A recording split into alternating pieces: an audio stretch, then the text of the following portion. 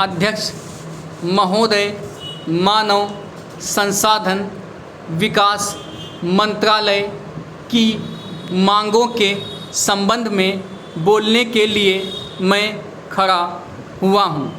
शिक्षा की पद्धति के बारे में, उसमें परिवर्तन लाने के बारे में, इस क्षेत्र में हमें जो असफलता हाथ लगी है उसके बारे में अभी मेरे मित्र ने बहुत कुछ कहा है।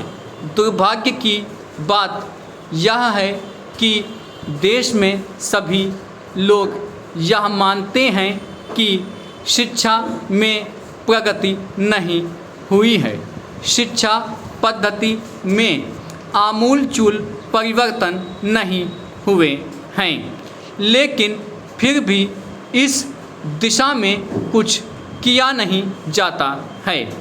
ऐसा प्रतीत होता है कि इस विषय में कुछ भी करने की स्थिति में हम नहीं रहे हैं। स्थिति जो कि त्यों चली आ रही है।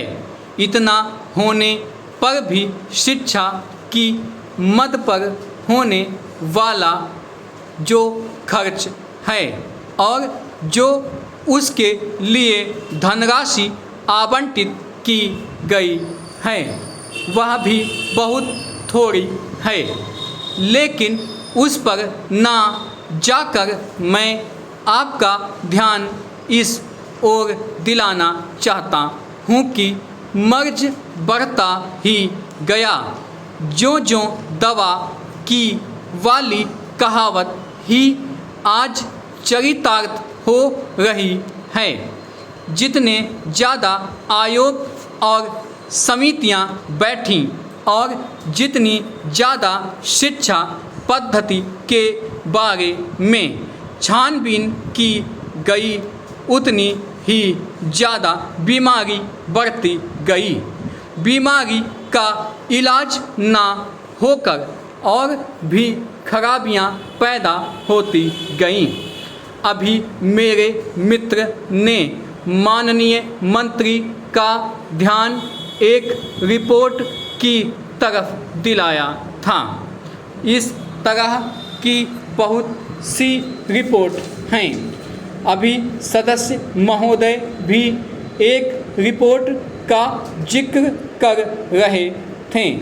रिपोर्ट तो बहुत सी प्रस्तुत हुई हैं, लेकिन मंत्रालय ने उस पर कभी कार्यान्वयन करने की दिशा में कोई कदम नहीं उठाया। अपनी इस हालत को उन्होंने इसी सदन में स्वयं स्वीकार किया है। अपनी विवशता को उन्होंने स्वयं यहाँ प्रकट किया है। पर इस विषय पर और अधिक ना कहकर मैं आज के दिन मानव संसाधन विकास मंत्रालय का ध्यान दो विशेष विषयों की तरफ दिलाना चाहता हूँ। पहली बात तो मैं हिंदी के बारे में कहना चाहता हूँ।